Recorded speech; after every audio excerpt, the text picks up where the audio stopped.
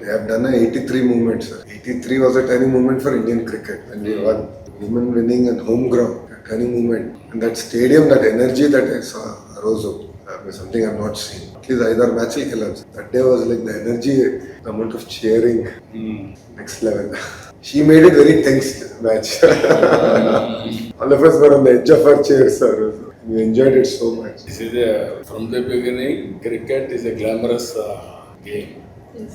దీంతో నేనేంటంటే cricket promote చేస్తానే I promoted other sports also. Fitness ఉండాలి, అదర్ స్పోర్ట్స్ ఉండాలి అనే ఉద్దేశంతో నేను 2000 అనుకుంటాను హైదరాబాద్లో నేషనల్ గేమ్స్ గచ్చిబౌలి ఒక గేమ్స్ విలేజే క్రియేట్ చేశాను.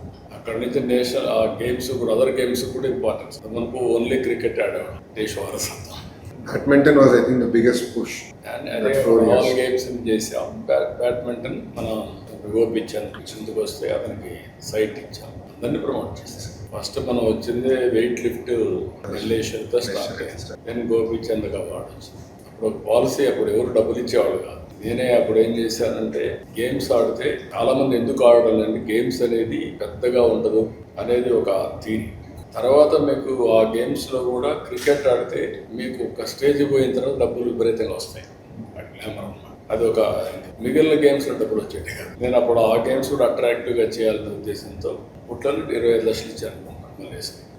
ఒలింపిక్ గేమ్స్లో బ్రాంజ్ మెడల్ వచ్చింది అమ్మాయిని. అక్కడి నుంచి స్టార్ట్ చేశాను. ఇప్పుడు అది బాగా దేశం అంతా కూడా అందుకున్నారు. క్రికెట్ ఆడినా గేమ్స్ ఆడినా పిల్లల జీవితాలు సెటిల్ అవుతాయని నిరూపించడం చేశాను. నేను అనుకుంటా ఫస్ట్ టైం ఉద్యోగాలు కూడా ఇవ్వడం మొదలుపెట్టాను. మన దగ్గర గ్రూప్ 1 సర్వీసులు వెళ్ళించి అంటే ఆడే పిల్లలకి సెక్యూరిటీ ఉండాలి, లైఫ్ సెటిల్మెంట్. ఇప్పుడు ధైర్యంగా ఆడగలుగుతారు.